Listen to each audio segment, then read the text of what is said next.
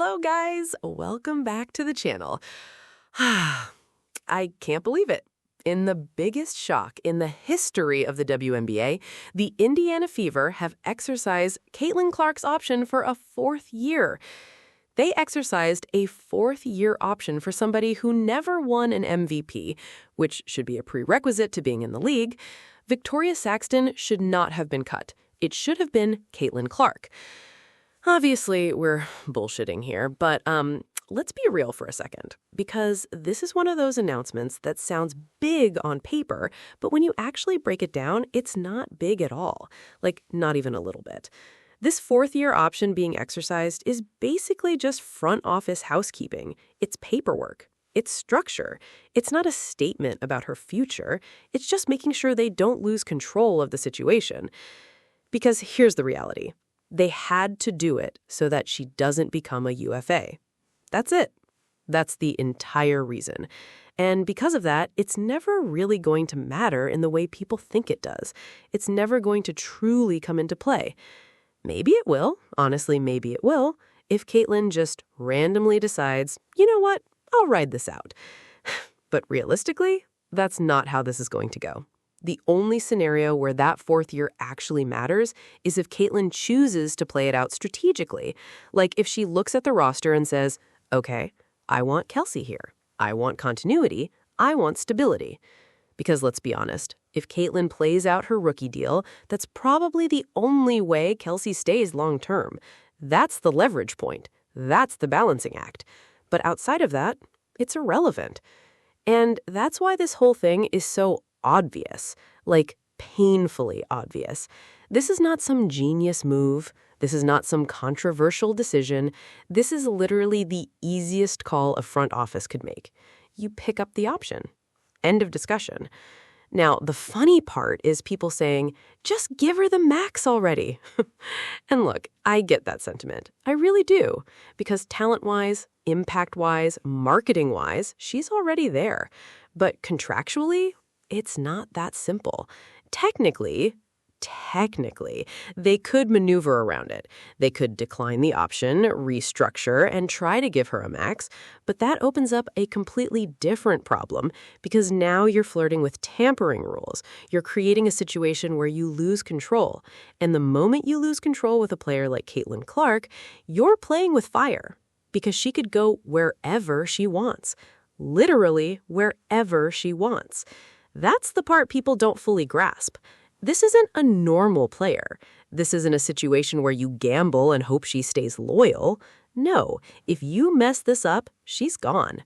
And once she's gone, you're not getting her back. So yeah, of course they exercise the option. Duh. And that's why this whole conversation kind of loops back to the obvious. She's going to be with the Indiana Fever in 2026 or 2027. That's not even a debate. That's locked in. And after that, you're still looking at team control structures that extend things even further. Which brings us to Aaliyah. Aaliyah signed a 3-year deal. That's important. That's very important. Because timelines matter. Windows matter. And if you're building something, you don't just think about one player, you think about how the core fits together. So my guess? Caitlin aligns her deal with Aaliyah. That's the smart play. Because then you're not stuck in a situation where Aaliyah leaves and Caitlin is sitting there like, now what?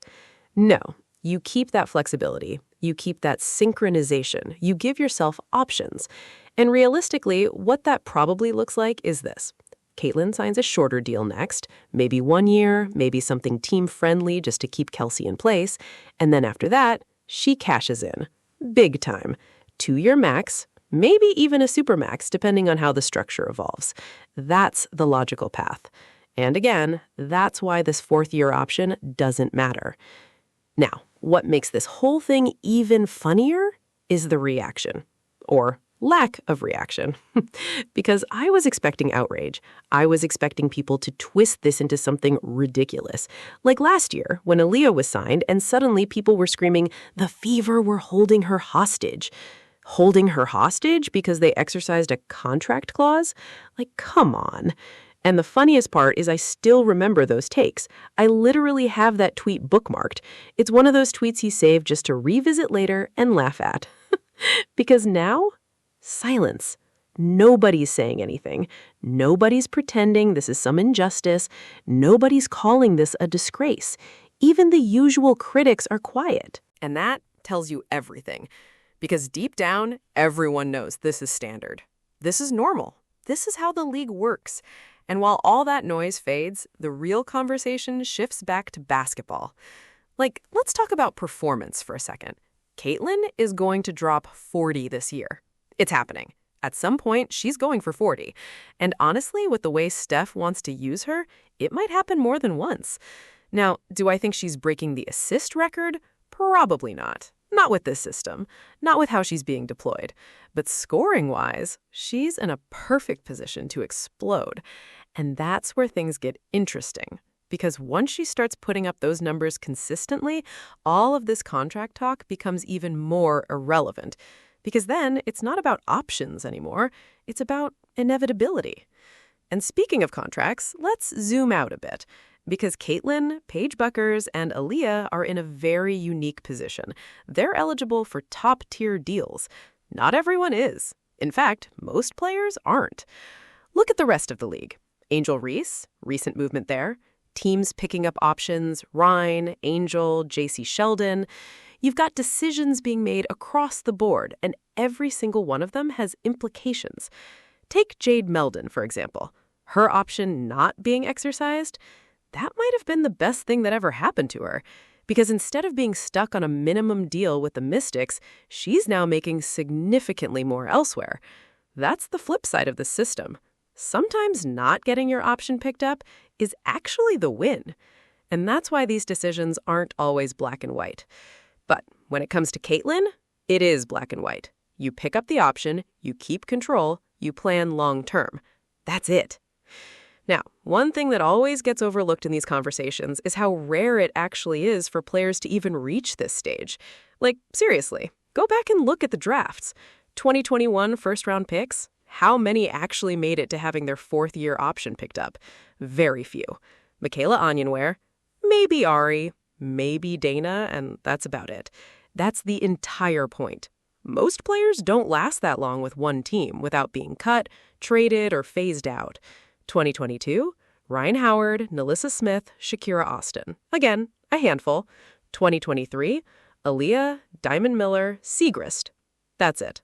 So when people act like this is some routine milestone, it's not. It's rare. It's actually a sign that a player has established value within the organization. And that's why the Fever picking up Caitlin's option is both obvious and significant at the same time. Obvious from a decision-making standpoint, significant from a trajectory standpoint. And then you've got situations like the Wings draft. Picks 3, 4, 5, and you don't fully capitalize long-term. That's the risk. That's what happens if you don't get it right. Which is why Indiana is being careful here. They're not rushing. They're not overcomplicating things. They're just maintaining control and letting the timeline play out. And honestly, that's the correct approach. Because at the end of the day, all of this circles back to one simple fact. Caitlin Clark is not fighting for a roster spot. Not even close. This is guaranteed money. This is organizational investment. This is long-term planning. And even in the absolute wild scenario where something goes wrong and she gets cut, which won't happen, the Fever are still paying her. That money still hits the cap. That's how locked in this situation is. So yeah, when you strip away the noise, the jokes, the sarcasm, and the overreactions, what you're left with is something very simple. The Indiana Fever made the easiest decision possible. And Caitlin Clark's future? Still exactly where everyone expected it to be. Tell me what you think. Don't forget to like and subscribe.